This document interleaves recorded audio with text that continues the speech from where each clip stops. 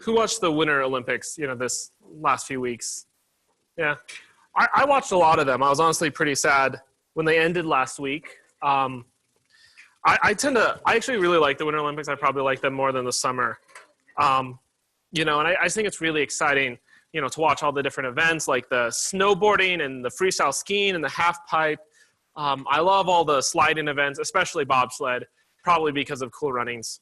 And you know what event? I think at every Olympics there's one event that I end up kind of getting really into, and I think this year I really enjoyed watching the biathlon.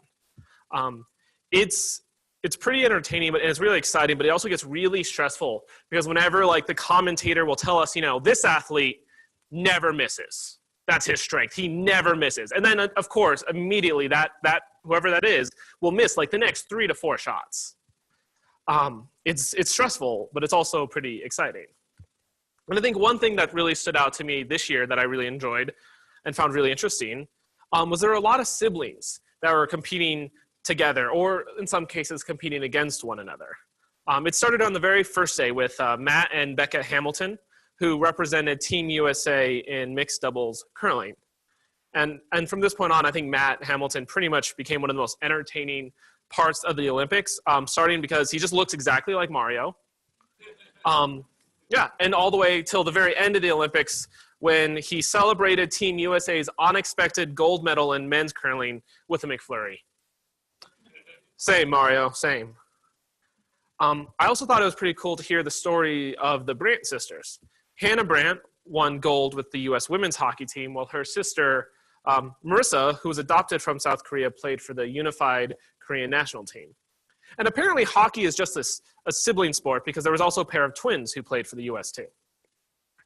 And then I think there was the pair of siblings that got the most attention, Alex and Maya Shibatani. They were U.S. ice dancers who won a pair of bronze medals. Now, I think ice dancing is where it starts to get a little weird or a little awkward to have two siblings competing together. It's a very intimate thing to do with another person. And I don't imagine many siblings would feel very comfortable performing this move with their sibling. Maybe that's the difference between bronze and gold. Because that's the one goal, yeah. So awkward ice dance lifts aside, I imagine that it would be pretty cool to compete in the Olympics with your sibling. You've grown up together, you've played together, you've competed with and against one another. And now you get to share the biggest stage ever for your sport together. Neither of you's left out, nobody's stuck in the other's shadow. It must be a pretty special experience. However, while the Olympics may have provided us with the shib-sibs, we never got the stib-sibs. That would be my brother Scott and me, If only. But unfortunately, the closest that my brother and I ever got to the Olympics was video games. In my family, I'm the little brother. Who else here is the youngest sibling? We got a few, yeah. Now, my siblings, they are 9 and 6 years older than me. And while I love Stephanie and Scott, I don't think that we ever could cooperate together enough to master a sport. My brother now did try to practice, his wrestling moves on me, and sometimes he tried his boxing out on me too. It's hard being, the youngest sibling. You're smaller, so you can't really fight back, and you don't know anything, so you're pretty easy to convince. And it's just easy for older siblings to just boss you around, to pick on you, or they take your stuff from you. And no matter what your parents tell you, please is not some magical word that actually works on your siblings. They are completely immune to the word please. Even when big siblings, they might mean well, they can still be a bit much. That's my little niece, Lily, and my nephew, Will. And Will is being very sweet. You can just look at that and you can tell Lily's just, get off of me already. Half the pictures of them look like that. She's 2 months old.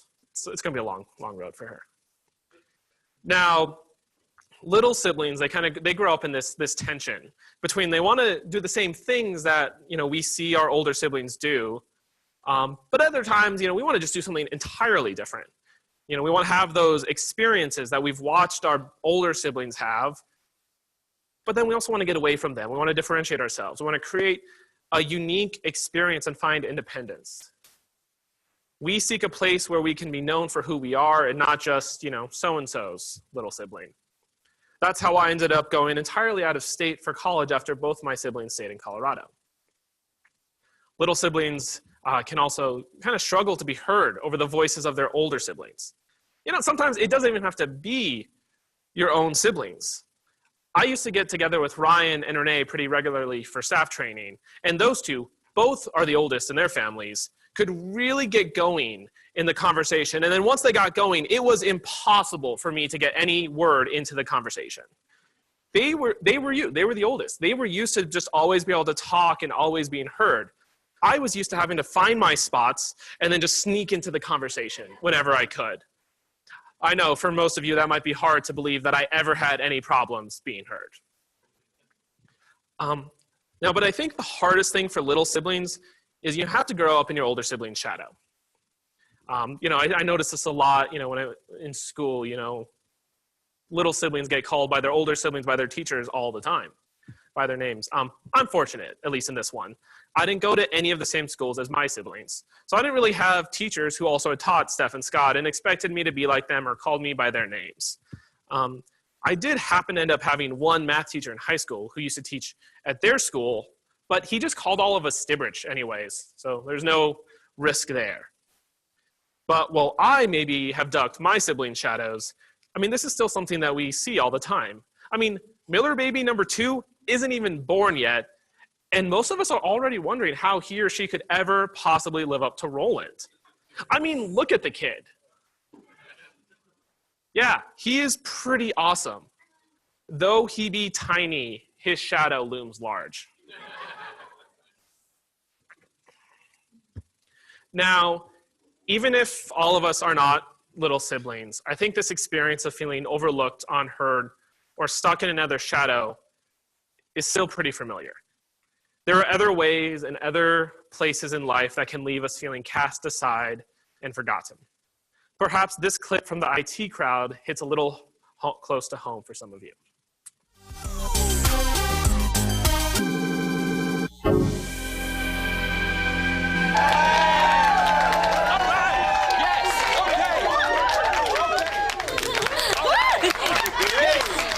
I know you want a party, but I have to say thank you to a few people after what has been a momentous week for this company. Yes! Project Icarus has increased our productivity tenfold. Every department is working at 3 times usual speed due to the increased interconnectivity of our computer system.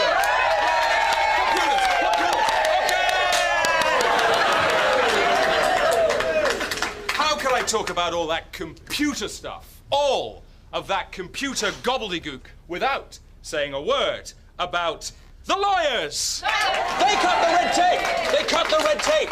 They cut the red tape. Come on. Yes. You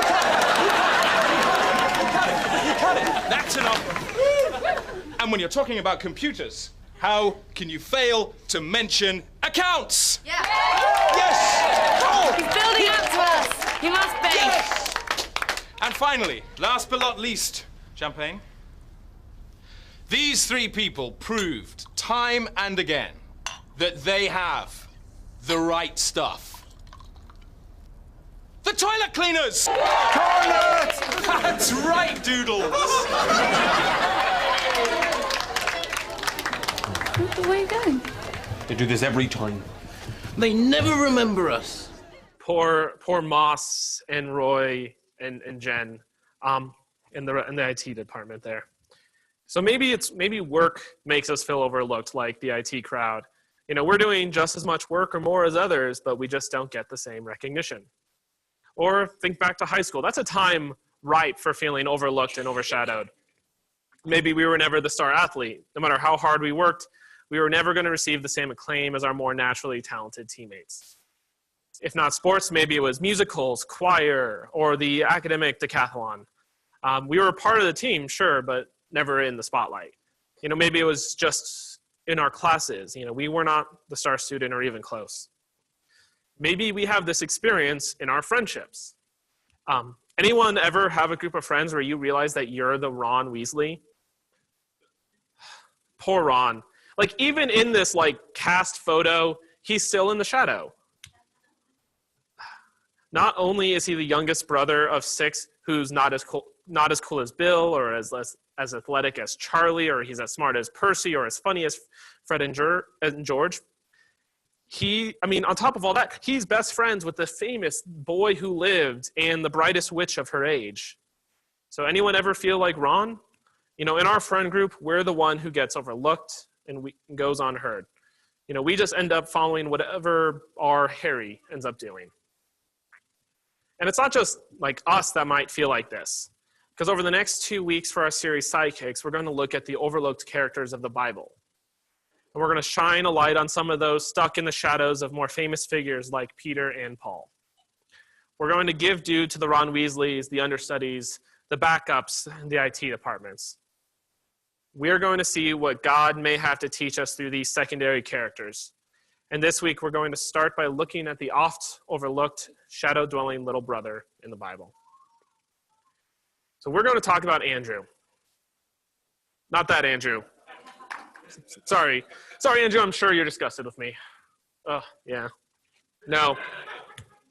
Apologize. He's not here, but in spirit. I'm talking about Andrew the disciple. I'm talking about Andrew, who's one of the 12 that Jesus called to follow him, Peter's brother. And I think at that point, that's probably about all most of us know about him. And that's all just comes from one passage of scripture from Matthew chapter 4. One day, as Jesus was walking along the shore of the Sea of Galilee, he saw 2 brothers, Simon, also called Peter, and Andrew, throwing a net into the water, for they fished for a living. Jesus called out to them, "Come, follow me, and I will show you how to fish for people." And they left their nets at once and followed him. Peter and Andrew are fishing.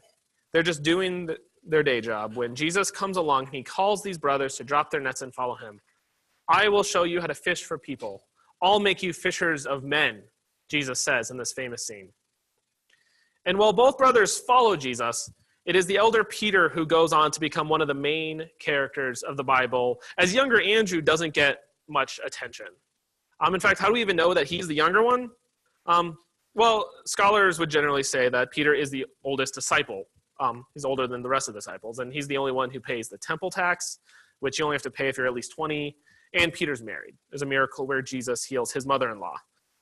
So it's reasonable to assume Peter's the oldest disciple, and hence Andrew is going to be his younger brother.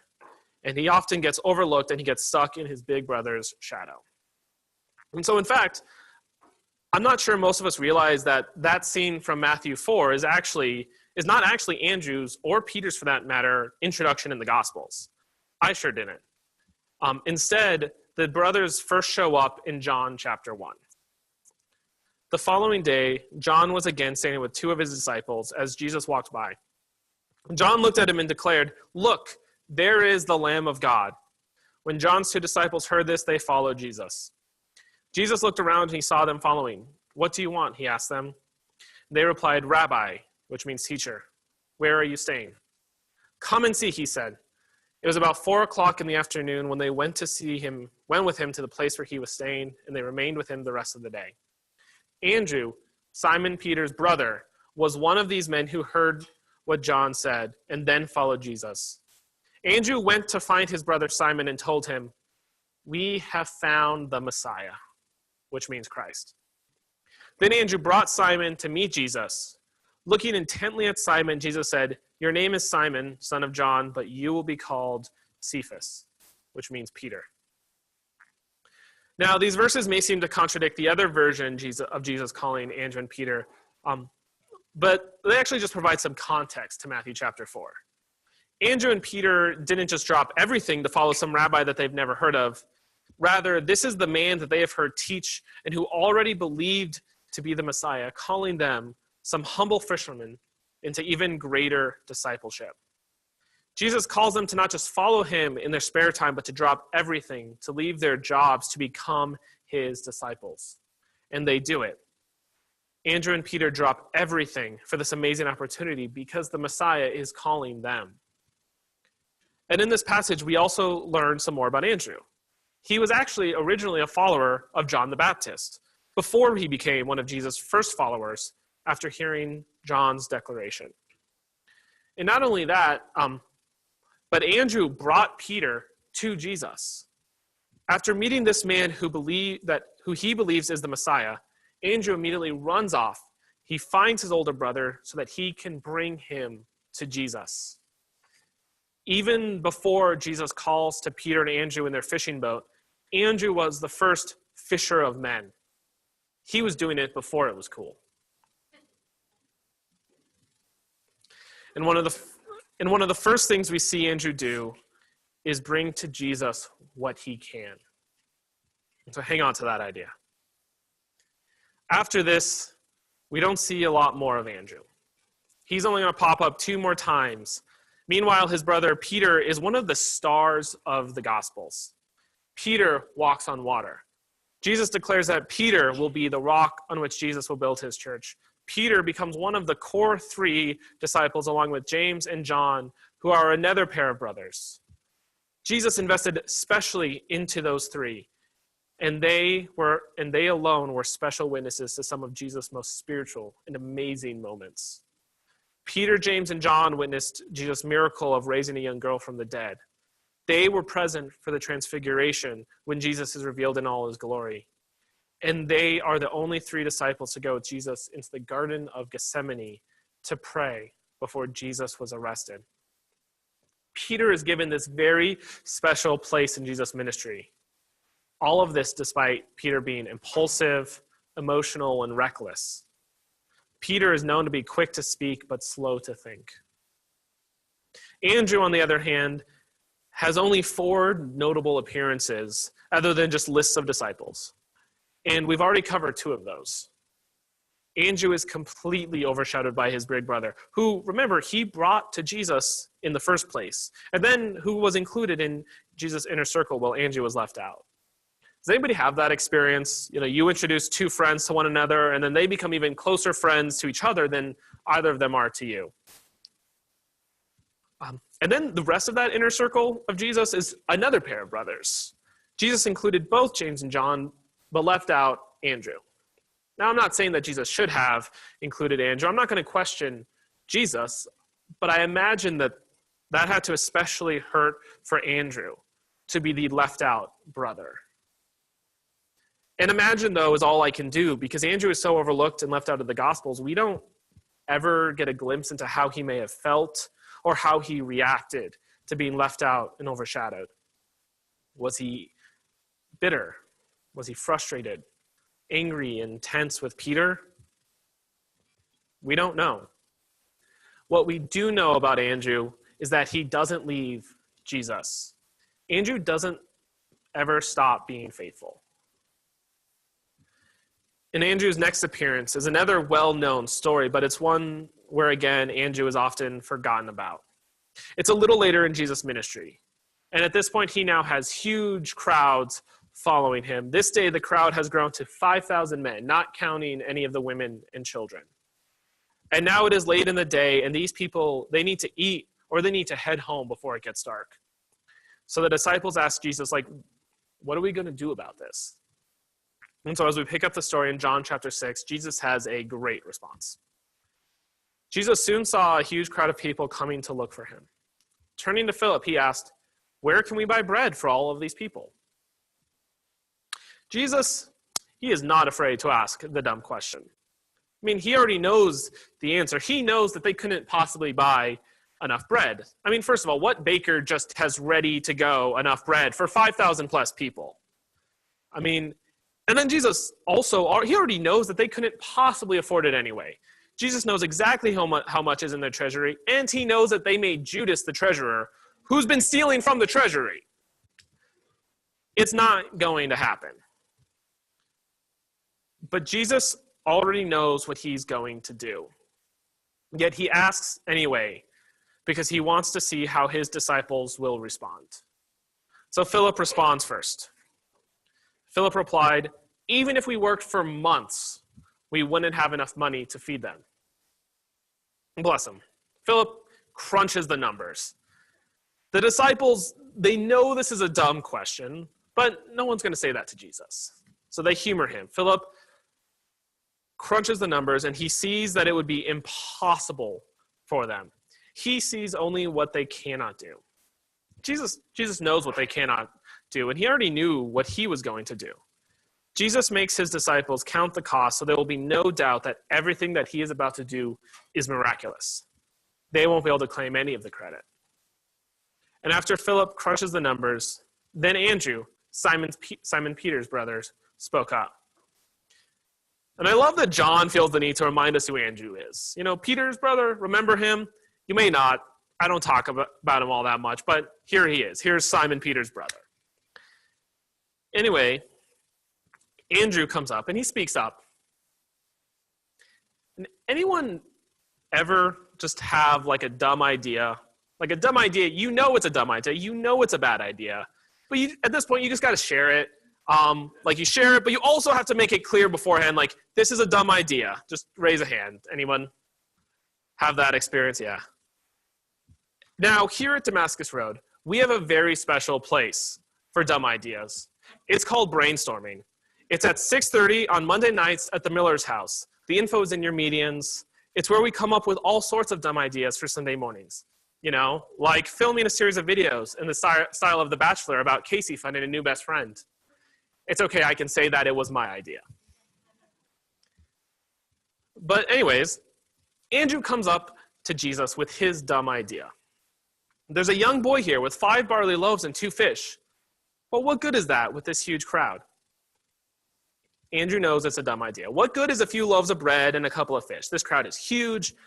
I know, maybe a dozen people will get a bite. It's a dumb idea, I know, but I just had to share it. Here you go, Jesus. Andrew doesn't know what they're going to do with 5 loaves of bread and 2 fish. It is a drop in the bucket for all of these people. I mean, he may even be wondering what Jesus would even do with this small offering that he couldn't just do without it. If Jesus is going to miraculously feed all of these people, how is some bread and fish going to help? Like I said, it's a dumb idea. Yet Andrew brings it to Jesus anyway. He brings the boy with his 5 loaves and 2 fish to Jesus. I have to wonder if Andrew was thinking about the first miracle that he witnessed Jesus perform. They were at a wedding. Jesus had some of the servers bring him jars of water and he turned it into wine. Maybe Andrew's thinking about that. Because what difference does it make to Jesus that he asked these servers to bring him water first? Jesus is God. God created everything out of nothing. Next to all of creation, what is some wine to God? A miracle is a miracle. But could it be that God performs miracles with what we bring? Pardon the speculation, but the point is, in what we see in Scripture is this. Andrew could have done nothing and just let Jesus perform the miracle. He could have sat back and just let God provide. He didn't have to bring his dumb idea to Jesus. We would consider that humility and faith. I did nothing. It was all God. Instead, Andrew brings the boy to Jesus. He brings his dumb idea. He brings what he has to Jesus, and he lets Jesus use that to perform the miracle. Tell everyone to sit down, Jesus said. So they all sat down on the grassy slopes. The men alone numbered about 5,000. Then Jesus took the loaves. He gave thanks to God, and he distributed them to the people. Afterward, he did the same with the fish, and they all ate as much as they wanted. After everyone was full, Jesus told his disciples, now gather the leftovers so that nothing is wasted. So they picked up the pieces and they filled 12 baskets with the scraps left by the people who had eaten from the 5 barley loaves. So 15,000 people or so, if there were as many women and children as there were men, were fed from 5 loaves of bread and 2 fish. They were fed until they were full with 12 baskets of leftovers. There wasn't just enough, there was abundance. And so here's my question for us all to consider. Are we going to be like Phillip, or are we going to be like Andrew? Both of them saw the limits of what they could do, but only one let that stop them. Phillip counts the cost, and he sees that it's too much. Andrew counts the cost, but he brings his dumb idea to Jesus anyway. So like Phillip and Andrew, we too need to acknowledge our limits. We need to consider what we cannot do without God. We need to each ask ourselves, what is my dumb idea? What's the big idea that I know I could never pull off? It would never work if I were on my own. DR was started by a dumb idea. It isn't just a campus ministry, and it isn't just a church. Independently, those are two very challenging things to do. But together, that's just exponential. Church plants need to build up a solid base, but campus ministries are built to release people as they graduate and move away. Church plants require a lot of money, but college students have very little to tithe. The needs of students, young adults out of school, and families are all very different.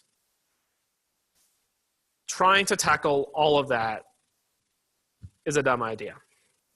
Yet Ryan wanted to lead a bunch of people in their 20s, fresh out of college, across the country to do a new type of ministry. Ryan was even told that he had a dumb idea at a church planning conference that he attended. The speaker, an experienced church planner, told him, you don't just get a bunch of people to follow you across the country. You go there and you build up a team there. This guy thought that it was a dumb idea. Ditching my degree was a dumb idea.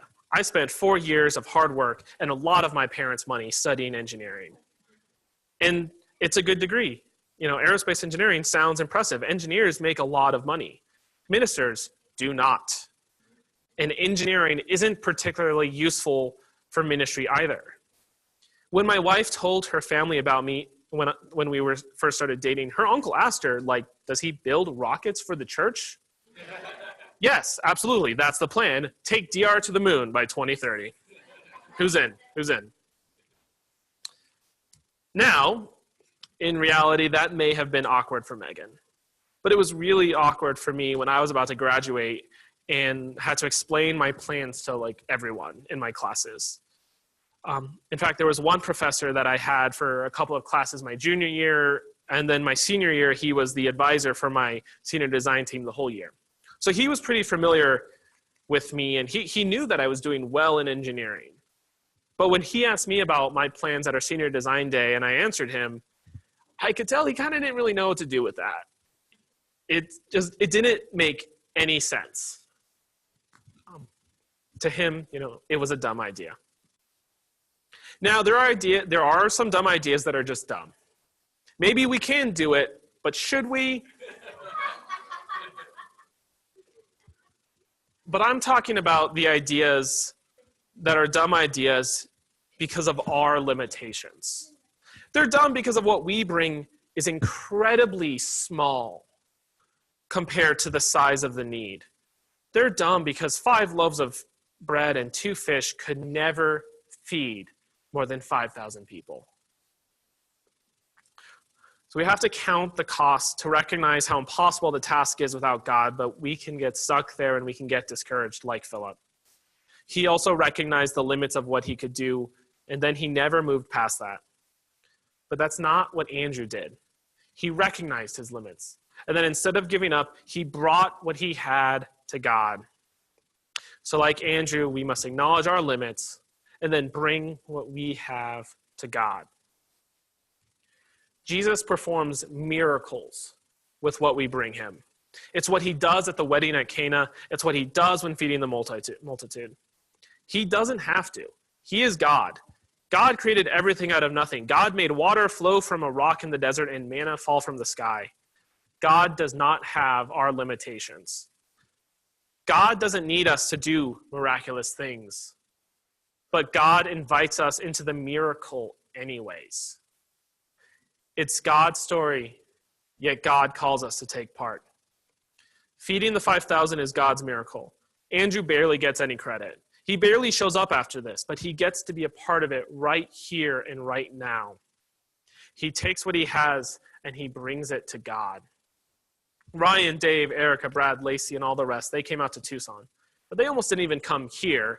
Tucson was on the list of potential places when they started planning, but it was eliminated early on. Instead, they almost went to Albany, New York. But then God redirected the team to Tucson, and they came not knowing what would happen.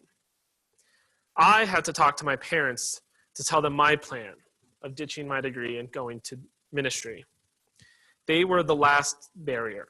They had provided for my college education, and I couldn't do it without their blessing. And once I had that, then I had to start raising support. I had to go to family and I had to go to friends. I had to ask them to give financially so that I could do ministry. I had to dive in without knowing what would happen. We bring our dumb idea to God and we enter into the story like Andrew did when he brought the boy and his 5 loaves and 2 fish. And after we count the cost and acknowledge our limits, we bring what we have to God, and then we let God do the rest. This is the last that we ever hear of Andrew in the story. He brings the boy and his dumb idea to Jesus. He gives it all to him, and then he just gets out of the way. This doesn't mean that we stop participating in the story, but it means that we give control to Jesus. He's the one performing the miracle. Andrew is still there. Presumably, he helps pass out the food and he helps collect the leftovers. But all the glory is Jesus's because it was Jesus' miracle. Still, Andrew got to play a part. And how exciting would that be? To not only witness a miracle of Jesus, but to have played a part in it. Do you think Andrew held that over Peter at all? Like, sure, Peter, you walked on water. That's cool. But I found the 5 loaves and I found the 2 fish. I brought that to Jesus. And he used what I brought him to feed more than 5,000 people. I mean, they're brothers. There had to be some teasing. But what would have happened if Andrew hadn't got out of the way? What if Andrew tried to control it? What if he tried to make this about himself? Well, I don't think that would have stopped Jesus from performing his great miracle, but Andrew would have missed out. Jesus would have rebuked him or sent him away, and instead of participating in a great miracle, Andrew would have been sitting on the sideline, bitter and frustrated and ashamed. Instead, Andrew lets Jesus take it from there and gets to experience firsthand the awe and wonder of God and God's abundance. Ryan brought a team with him because he knew he couldn't do it alone. He knew he needed the support. He knew he needed the multitude of gifts that his friends possessed. If Damascus Road was going to succeed, it couldn't all be about Ryan. It couldn't all be about any one person. It had to be a team of people uniquely gifted but united in vision, working for the glory of God. For myself, rather than back down from my calling and pursue a more secure career in engineering, I had to lay down my ego, I had to lay down my fear, and I had to do the humble and vulnerable work of support raising. I had to buy into the mission that God placed on my heart, and I had to invite other people into that mission. To succeed, I couldn't rely on people buying into the work I would do, but the work that God would do through me. And here we are, 13 years later for DR, 5 years later for myself. And God is doing some incredibly exciting work in and through this community. And I am so amazed that I get to be a part of that. Letting God do the rest means that we get out of the way, but we don't stop participating. We don't make it about us. It's not about us receiving the glory and praise, but God receiving the glory and praise. We don't have to have it our way. We are open to other people, other paths, other possibilities that God may have in mind. We don't try to give what we don't have. We've counted the cost. We've acknowledged our limits. We know what we can and we know what we cannot give. We know what we can and cannot do. We protect ourselves from exhaustion and burnout that would stop us from participating in the miracle. And instead, we take something home. After feeding the men, the women, and the children, there were leftovers. There were 12 baskets full of leftovers. When we let God do the rest and we get out of the way, we have something left at the end of the day. Something to give our spouses and our children, something to give our friends, our roommates. We have something for ourselves. Like Andrew, we get to experience firsthand the awe and wonder of God and God's abundance. If you want to experience the awe and wonder of God's amazing hand, if you want to experience God's abundance, be like Andrew. Consider, what is your dumb idea?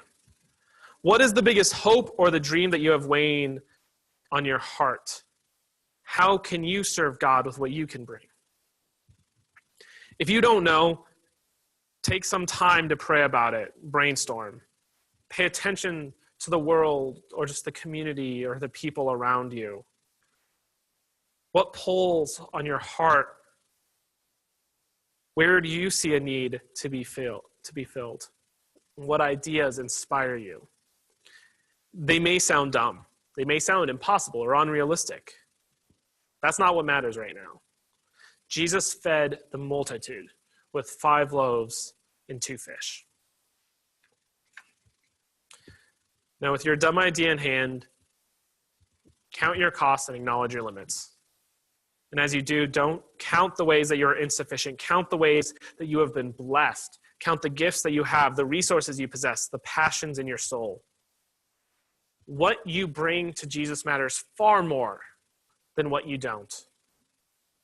To help get started with this, consider taking a spiritual gifts inventory. There are some in the back, and they're sitting on the info table. But if we run out, just come talk to me and I'll make sure to get you a copy of one. A spiritual gifts inventory is just a simple worksheet that will help you discover what your spiritual gifts are. Gifts like administration, craftsmanship, encouragement, evangelism, hospitality, mercy, shepherding, and more. And after the inventory are pages that kind of give basic descriptions of what those mean. If you take it, give yourself some time to search your heart and answer truthfully. And when you're done, focus on the 3 gifts that you score highest on. Afterwards, I will happily get together with anybody who would like to talk more about it. If you've never taken one before, I really encourage you to do it. And if you just haven't taken one in a while, I encourage you to take it again. While some gifts are consistent, you may find others change with you as God grows you. Let God show you what gifts the Spirit has given you and recognize the gifts that you don't have. And these are the areas where you need God to take over and to provide, perhaps through other people who do have that gift. You might think not all of these gifts sound that exciting, but I can tell you every dumb idea needs at least one person with a gift of administration. And as we near the end, there may be some confusion. I said Andrew has 4 appearances in the Gospels, and we've only looked at 3. But he does show up one more time in John chapter 12. Some Greeks who had come to Jerusalem for the Passover celebration paid a visit to Phillip, who was from Bethsaida in Galilee. They said, "Sir, we want to meet Jesus." Philip told Andrew about it, and they went together to ask Jesus. By this point, Philip has learned not to assume the impossible anymore when these Greeks come to him wanting to meet Jesus. It'd be very easy for him to dismiss these Gentiles out of hand. Jesus doesn't want to meet them. He's the Messiah. He's the King of the Jews. They aren't Jewish. Or maybe Philip, like other Jews, would just want to, he wouldn't want to bring them to Jesus. He wouldn't want to give them access to his Messiah. But Philip has learned. So he goes to Andrew, "I'm inclined to just send them away, but I was wrong before. What do you think?" Andrew doesn't know either. But he takes Philip, and yet again, he brings what he has to Jesus, who answers, "Anyone who wants to serve me must follow me, because my servants must be where I am, and the Father will honor anyone who serves me." Jesus invites anyone who wants to serve him to follow him, including the Greeks that Andrew brought to him. And a few days later, Jesus would lay it all on the cross. Andrew was not the star disciple. Andrew was not a part of Jesus' inner 3. He was stuck in his big brother's shadow. He could have been bitter. He could have been discouraged. At times, he may have been. We don't know. But we know that he doesn't give up. When he finds the man that he believes is the Messiah, he brings his big brother to him. And when that big brother becomes one of Jesus' closest disciples, closer than Andrew, Andrew doesn't become angry, but he stays faithful. Instead of feeling burnt, he just keeps bringing whatever he has to Jesus. That's Andrew's theme. Every time we see Andrew, he takes what he has, a brother, a child with some loaves of bread and fish, some foreigners interested in meeting the Messiah, and he brings all of them to God. Don't let the fear of what you lack stop you, but instead let us be like Andrew.